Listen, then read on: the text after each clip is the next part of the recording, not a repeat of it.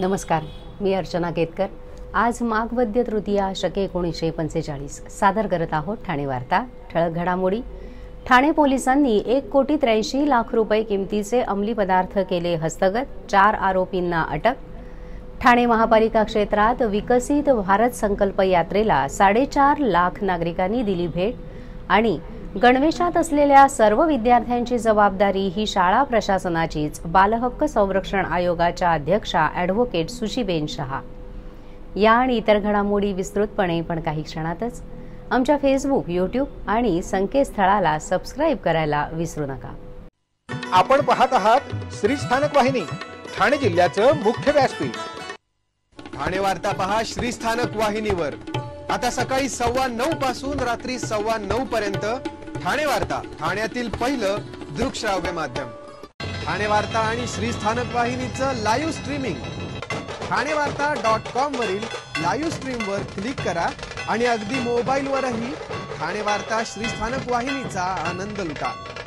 यासाठी आमचं app download करा। ठाणे वार्ता पहा श्री स्थानक वाहिनीवर। आता सकाळी 9:15 पासून रात्री 9:15 पर्यंत ठाणे वार्ता, ठाण्यातील पहिलं दृकश्राव्य माध्यम। आपण पाहत आहात श्री स्थानक वाहिनी, ठाणे जिल्ह्याचं मुख्य व्यासपीठ।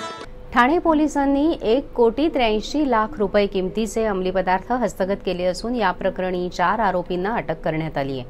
ठाणे शहर गुन्हे शाखेच्या पोलिसांकडून ही कारवाई करण्यात आली।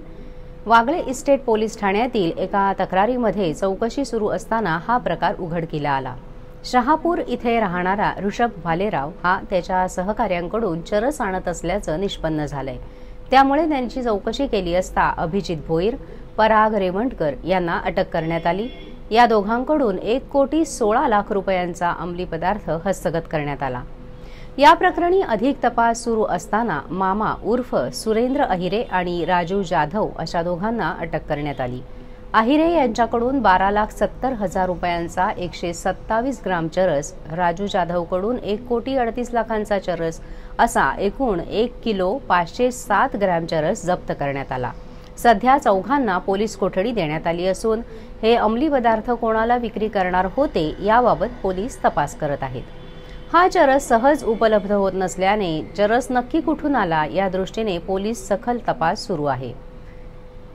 शासनाच्या विविध योजनांचे लाभ लाभार्थ्यांपर्यंत पोहोचावेत यासाठी 28 नोव्हेंबर पासून सुरू झालेल्या विकसित भारत संकल्प यात्रेची सांगता झाली। एकूण 56 दिवस महापालिका क्षेत्रात विविध ठिकाणी 148 शिबिरांचं आयोजन करण्यात आलं होतं। या शिबिरांना सुमारे 4.5 लाख नागरिकांनी भेट दिली। विकसित भारत संकल्प यात्रेचा पहिला टप्पा 28 नोव्हेंबर ते 18 जानेवारीपर्यंत राबवण्यात आला, तर दुसरा टप्पा 6 ते 24 फेब्रुवारीपर्यंत राबवण्यात आला। 24 फेब्रुवारी रोजी या यात्रेची सांगता किसननगर आणि साठेनगर येथील शिबिरांची झाली। या सर्व 148 शिबिरांमध्ये आरोग्य तपासणीचा लाभ 1,32,000 नागरिकांनी घेतला, तर 24,334 नागरिकांनी आयुष्मान भारत कार्डासाठी नोंदणी केली। 4,021 नागरिकांनी आधार कार्डाची माहिती अद्ययावत केली, तर 1,777 नागरिकांनी गॅस जोडणीच्या KYCचे अद्ययावतीकरण केलं। 1,029 फेरीवाल्यांना PM स्वनिधीसाठी नोंदणी केली। या यात्रेच्या माध्यमातून PM उज्ज्वला, आयुष्मान भारत कार्ड, आधार कार्ड नोंदणी, अपग्रेडेशन, PM स्वनिधी, प्रधानमंत्री आवास योजना, अर्बन ई-बस अशा विविध शासकीय योजनांची माहिती नागरिकांनी घेतली असून त्याबाबतची नोंदणीही करण्यात आली आहे। महापालिकेचे सर्व उपायुक्त, सहाय्यक आयुक्त, अधिकारी आणि कर्मचारी, आरोग्य विभाग यांनी या यात्रेच्या आयोजनात महत्त्वाची भूमिका बजावली। महापालिकेच्या संपूर्ण यंत्रणेसोबतच जिल्हाधिकारी कार्यालय, टपाल विभाग, HP गॅसची टीम, पोलीस आणि वाहतूक पोलीस यांच्या सहकार्याने विकसित भारत संकल्प यात्रेचं सुनियोजित पद्धतीने आयोजन करणे शक्य झाल्याचे मोहिमेचे महापालिकेचे नोडल अधिकारी उपायुक्त जी गोदेपुरे यांनी सांगितलं। शाळेच्या सहलीला, अभ्यास दौऱ्यासाठी किंवा अगदी दर दिवशी शाळेत ये-जा करताना गणवेशात असलेल्या सर्व विद्यार्थ्यांची जबाबदारी ही शाळा प्रशासनाचीच आहे। शाळा प्रशासनाने सहलीसाठी किंवा अभ्यास दौऱ्यासाठी इतर कोणालाही कंत्राट दिलं असलं तरीही शाळा आपल्या या जबाबदारीपासून पळ काढू शकत नाही, असं प्रतिपादन राज्य बालहक्क संरक्षण आयोगाच्या अध्यक्षा ॲडव्होकेट सुशीबेन शहा यांनी केलं. या प्रकरणात शाळेने लेखी निवेदन प्रस्तुत करून ते समाज माध्यमांसह प्रसार माध्यमांमध्ये प्रसिद्ध करायला हवं, अशी सूचनाही त्यांनी केली. ठाण्यातील CP गोएंका इंटरनॅशनल स्कूलच्या सहलीदरम्यान इयत्ता दुसरीच्या विद्यार्थ्यांसोबत घडलेल्या लैंगिक शोषणाच्या घटनेनंतर या शाळेला भेट देत महत्त्वाची बैठक घेतली. या बैठकीमध्ये CP गोएंका शाळेचे विश्वस्त संदीप गोएंका यांच्यासह महिला आणि बालविकास विभागाचे ठाण्याचे अध्यक्ष महेंद्र गायकवाड उपस्थित होते. या बैठकीनंतर पत्रकारांशी संवाद साधताना ॲडव्होकेट सुशीबेन शहा यांनी शाळा प्रशासनाच्या पवित्र्यावर कोरडे ओढले. विद्यार्थ्यांची संपूर्ण जबाबदारी शाळा प्रशासनाचीच असते. शाळा प्रशासन ही जबाबदारी टाळू शकत नाही. या प्रकरणातही शाळेने ही जबाबदारी स्वीकारून घडलेल्या घटनेची सर्व माहिती, शाळेने केलेली कारवाई आदी गोष्टींबाबत एक जाहीर निवेदन प्रस्तुत करण्याची गरज आहे, असंही सुशीबेन म्हणाल्या. या शाळेत लैंगिक शोषणाची आणखी एक घटना घडल्याचं पालकांनी त्यांच्या कानावर घातलं. मात्र या प्रकरणात संबंधित पालकांनी तक्रार दाखल केली नसल्याचंही त्यांनी सांगितलं. यावर बोलताना सुशीबेन शहा यांनी फक्त गोएंका इंटरनॅशनल स्कूलमधीलच नाही तर सर्व शाळांमधील विद्यार्थ्यांच्या पालकांना आवाहन केलंय. आपल्या पाल्यासोबत असे प्रकार घडले असतील तर पालकांनी समोर येऊन तक्रार करावी. बाल हक्क संरक्षण आयोग त्यांच्यासाठीच आहे. आमच्याकडून आम्ही सर्वतोपरी मदत करू, असंही त्या म्हणाल्या. शाळेने स्वतःचा बस गाड्यांचा ताफा बाळगावा अथवा नाही हा प्रत्येक शाळेचा प्रश्न आहे. पण शाळेने भाडेतत्वावर बसगाड्या घेतल्या असतील तर त्यात काही ठराविक गोष्टींची पूर्तता होणंही आवश्यक असेल. याबाबत त्या मार्गदर्शक सूचनांची अंमलबजावणी ही महत्त्वाची ठरेल, असं सुशीबेन शहा यांनी सांगितलं. ठाणे महापालिका क्षेत्रातील पाणी देयकांची थकबाकी तातडीने वसूल करावी, तसेच थकबाकी न भरणाऱ्यांचे नळ संयोजन खंडित करावेत, असे निर्देश महापालिकेच्या अतिरिक्त आयुक्तांनी दिले आहेत. महापालिकेला 2023-24 या आर्थिक वर्षात एकूण 223 कोटी रुपयांची पाणी देयकं वसूल देणे अपेक्षित आहे. त्यात 88 कोटी रुपयांची थकबाकी असून 134 कोटी रुपये चालू वर्षाची पाणी देयकं आहेत. त्यापैकी 22 कोटी रुपयांची थकबाकी तर 59 कोटी रुपये चालू वर्षाची देयके असून 81 कोटी रुपये वसूल झाले आहेत. 31 मार्चपर्यंत सुमारे 141 कोटी रुपयांची वसुली करण्याचे आव्हान पाणीपुरवठा विभागासमोर आहे. थकबाकी आणि चालू बिले यांची वसुली तातडीने करावी, त्यात हयगय करू नये असे निर्देश देण्यात आले आहेत. जे थकबाकीदार कारवाई करताना त्वरित रकमेचा भरणा करणार नाहीत अशा थकबाकीदारांचे नळ संयोजन तत्काळ खंडित करावेत. हे नळ संयोजन परवानगीशिवाय पूर्ववत केल्यास संबंधित ग्राहक, गृहसंकुल यांचे नळ संयोजन मुख्य जलवाहिनीवरून खंडित करण्याचे आदेश दिलेत. आवश्यक त्या ठिकाणी मोटर पंप जप्त करून पंप रूम सील करण्याची कारवाई करावी, असेही अतिरिक्त आयुक्तांनी स्पष्ट केलं आहे. ठाणेकर मालमत्ता करदात्यांसाठी करातील व्याज माफी अभय योजना. सदर योजनेस मुदतवाढ मिळाली असून ती दिनांक 15 जानेवारी 2024 पर्यंत वाढीव मुदत देण्यात आली आहे. यानंतर मात्र म्हणजेच दिनांक 16 जानेवारी ते 31 जानेवारी 2024 या कालावधीमध्ये मालमत्ता करावरील 50% व्याज माफ असणार आहे. तरी सदर व्याज माफीच्या अभय योजनेचा ठाणेकर करदात्यांनी लाभ घ्यावा. महानगरपालिकेच्या कोणत्याही संकलन केंद्रावर कर भरण्याची सोय आहे. ATM, डेबिट, क्रेडिट कार्डद्वारे कर भरण्याची सुविधा उपलब्ध करून देण्यात आली आहे. सोमवार ते शनिवार या दरम्यान सकाळी 10:30 ते सायंकाळी 5 वाजेपर्यंत संकलन केंद्राची वेळ असून करदात्यांच्या सोयीसाठी रविवारी संकलन केंद्र सकाळी 10:30 ते दुपारी 1:30 वाजेपर्यंत सुरू ठेवण्यात येत आहे. यासोबतच ठाणे महानगरपालिकेच्या propertytax.thanecity.gov.in या संकेतस्थळावर ऑनलाईन पद्धतीने मालमत्ता कर भरण्याची सुविधा उपलब्ध करून देण्यात आली आहे. तसेच गुगल पे, फोन पे, पेटीएम आणि भीम ॲपद्वारे आपला कर सुलभतेने जमा करू शकता.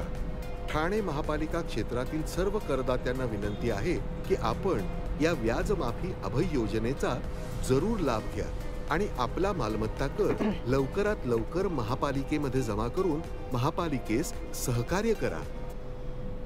जिल्हा निवडणूक कार्यालयाकडून लोकसभा सार्वत्रिक निवडणुकीच्या पार्श्वभूमीवर मतदान प्रक्रियेत मतदारांचा सहभाग वाढवण्यासाठी स्वीप अंतर्गत मतदार जागृतीकरता विविध उपक्रम राबवण्यात येत आहेत। या अनुषंगाने गेल्या लोकसभा निवडणुकीत कमी टक्केवारी असलेल्या मतदान केंद्रांवर मतदानाची टक्केवारी वाढवण्याच्या दृष्टीने अधिक लक्ष देऊन प्रयत्न करावेत, अशा सूचनाही जिल्हाधिकारी अशोक शिनगारे यांनी जिल्हा स्वीप नोडल अधिकाऱ्यांना दिल्या। स्वीप कार्यक्रमाअंतर्गत थेट शेवटच्या मतदारापर्यंत पोहोचता येईल असे उपक्रम आयोजित करावेत। शालेय विद्यार्थ्यांच्या माध्यमातून खेडोपाडी मतदार जागरूकता मोहीम राबवावी। दिव्यांग तृतीयपंथी मतदारांकरता विशेष प्रयत्न करावेत। नवमतदारांकरता विविध उपक्रम राबवावेत, अशा सूचनाही त्यांनी दिल्या आहेत। भिवंडी लोकसभा मतदारसंघाकरता भिवंडी निजामपूर महापालिका अतिरिक्त आयुक्त विठ्ठल डाके, कल्याण लोकसभा मतदारसंघाकरता कल्याण डोंबिवली महापालिका अतिरिक्त आयुक्त मंगेश चितळे आणि ठाणे लोकसभा मतदारसंघाकरता ठाणे महापालिका अतिरिक्त आयुक्त संदीप माळवी या अधिकाऱ्यांची स्वीप नोडल अधिकारी म्हणून नियुक्ती करण्यात आली आहे। कल्याण ते शीळ या रस्त्यासह हरिभक्त परायण श्री संत सावळाराम महाराज म्हात्रे यांचे नाव देण्यास राज्य मंत्रिमंडळाच्या बैठकीत मान्यता दिली आहे। या बैठकीच्या अध्यक्षस्थानी मुख्यमंत्री एकनाथ शिंदे होते। खासदार श्रीकांत शिंदे यांनी या संदर्भात मागणी केली होती। भिवंडी कल्याण शिळफाटा या रस्त्याच्या काँक्रिटीकरण करून ते 6 पदरी करण्याचे काम महाराष्ट्र राज्य रस्ते विकास महामंडळाच्या माध्यमातून सुरू आहे। या रस्त्यांपैकी कल्याण ते शीळ या रस्त्याला संत सावळाराम महाराज म्हात्रे यांचं नाव देण्यात येईल। या प्रकल्पाअंतर्गत येत असलेल्या कल्याण शहरातील रेल्वे उड्डाणपुलाच्या कामात झालेली वाढ तसेच रस्त्याचे डांबरीकरण ऐवजी काँक्रिटीकरणाने 6 पदरीकरण करणे या अनुषंगाने या प्रकल्पासाठी यापूर्वीच सुधारित बांधकाम खर्चापोटी 561 कोटी प्रशासकीय मान्यता देण्यात आली असून सध्या रस्त्याचं बांधकाम प्रगतीपथावर आहे। कल्याण डोंबिवली महापालिकेच्या प्रभागातील घंटागाडी, डंपर आणि आरसी गाड्यांवरील कंत्राटी कामगार गेले 2 महिने वेतन विना आहेत।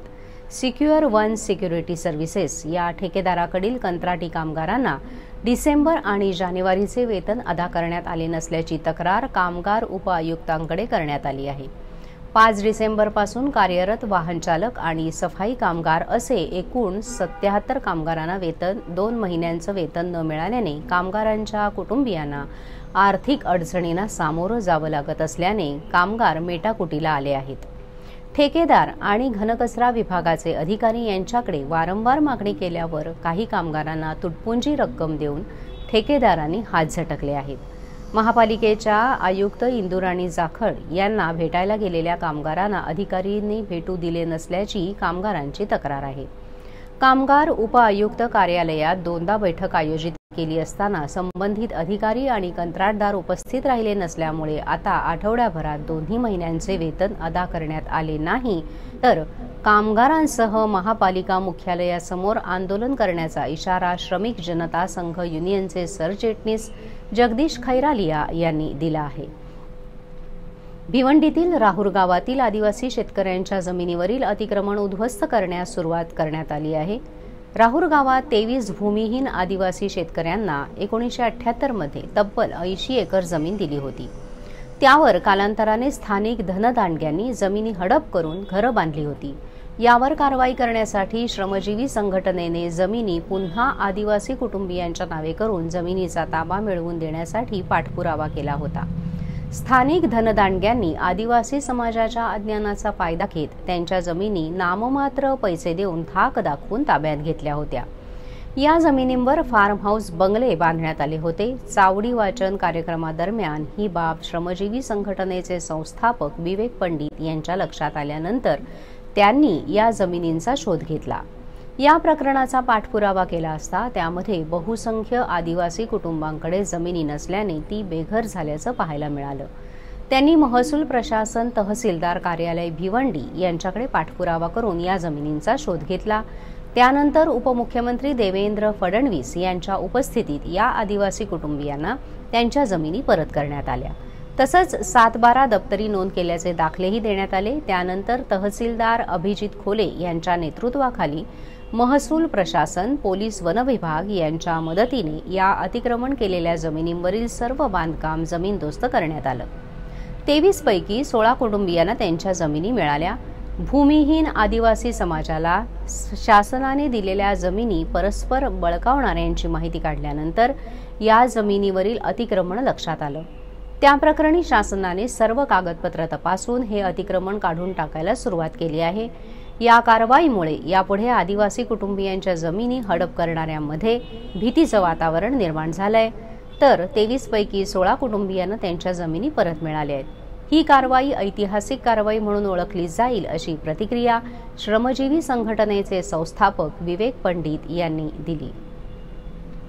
कल्याण डोंबिवली महानगरपालिकेचा 2024-25चा 3182 कोटींचा अर्थसंकल्प आज महापालिका आयुक्त इंदुराणी जाखड यांनी सभागृहात सादर केला। यंदाच्या अर्थसंकल्पात आरोग्य सुविधांसह घनकचरा व्यवस्थापन, क्रीडा सुविधासह महापालिकेच्या शाळांमधील विद्यार्थ्यांना प्रोत्साहन देण्यासाठी शाळांचा दर्जा सुधारण्यावर भर देण्यात आलाय। यंदा कोणतीही कर वाढ नसल्याने नागरिकांना दिलासा मिळालाय। यंदाच्या अर्थसंकल्पात शहरातील विकास कामांचा, आरोग्य यंत्रणा, शिक्षण व्यवस्था सदृढ करण्याबाबत भरपूर तरतूद करण्यात आली आहे। पुढील वर्षात नागरिकांना या सर्व सुविधांचा लाभ मिळेल अशी अपेक्षा आयुक्त इंदुराणी जाखड यांनी यावेळी व्यक्त केली। आपण पाहत आहात श्री स्थानक वाहिनी, ठाणे जिल्ह्याचं मुख्य व्यासपीठ। ठाणे वार्ता पहा श्री स्थानक वाहिनीवर। आता सकाळी 9:15 पासून रात्री 9:15 पर्यंत ठाणे वार्ता, ठाण्यातील पहिलं दृकश्राव्य माध्यम। ठाणे वार्ता आणि श्री स्थानक वाहिनीचं लाईव्ह स्ट्रीमिंग ठाणेवार्ता.com वरील लाईव्ह स्ट्रीमवर क्लिक करा आणि अगदी मोबाईलवरही ठाणे वार्ता श्री स्थानक वाहिनीचा आनंद लुटा। यासाठी आमचं ॲप डाउनलोड करा। ठाणे वार्ता पहा श्री स्थानक वाहिनीवर। आता सकाळी 9:15 पासून रात्री 9:15 पर्यंत ठाणे वार्ता, ठाण्यातील पहिलं दृकश्राव्य माध्यम। आपण पाहत आहात श्री स्थानक वाहिनी, ठाणे जिल्ह्याचं मुख्य व्यासपीठ। आपण आपले कार्यक्रम अथवा बातम्या आम्हाला ठाणेवार्ता@gmail.com या आमच्या ईमेलवर कळवू शकता। ठळक घडामोडी शेवटी पुन्हा एकदा। ठाणे पोलिसांनी 1,83,00,000 रुपये किमतीचे अंमली पदार्थ केले हस्तगत, 4 आरोपींना अटक। ठाणे महापालिका क्षेत्रात विकसित भारत संकल्प यात्रेला 4.5 लाख नागरिकांनी दिली भेट आणि गणवेशात असलेल्या सर्व विद्यार्थ्यांची जबाबदारी ही शाळा प्रशासनाचीच। बालहक्क संरक्षण आयोगाच्या अध्यक्षा ॲडव्होकेट सुशीबेन शहा या होत्या ठाणे वार्ता। आपली एखादी बातमी बघायची राहून गेल्यास आपण आमच्या ठाणेवार्ता.in या संकेतस्थळाला किंवा आमच्या फेसबुक पेज तसंच यूट्यूब चॅनलला अवश्य भेट द्या। पुन्हा भेटूया पुढील बातमीपत्रात फक्त श्री स्थानक वाहिनीवर। धन्यवाद।